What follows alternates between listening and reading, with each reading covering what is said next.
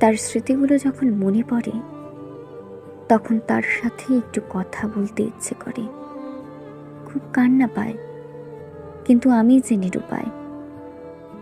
আমি যে চাইলেও একটু কথা বলতে পারবো না তার সাথে। আমার যে সেই অধিকার নেই আর। আমি যে চাইলেও একটা কল মেসেজ করতে পারবো না তাকে। মাঝরাতে যখন ঘুম আসে না, বুকের বাম পাশটায় হঠাৎ ব্যথা করে ওঠে। প্রিয় কিছু হারিয়ে ফেলার বেদনা যখন খুব করে পোড়ায়, বালিশে মুখ গুজে যখন ফুপিয়ে কান্না করি, কান্না জড়িত কণ্ঠে যখন দম বন্ধ হয়ে আসে, আমি যখন আর নিঃশ্বাস নিতে পারি না, তখন যে গ্যালারির কোণে লুকায়িত বিশেষ ফোল্ডারে যত্ন করে রাখা প্রিয় মানুষটির সেই হাসি মাখা মুখ দেখেই একটু শান্তি মেলে।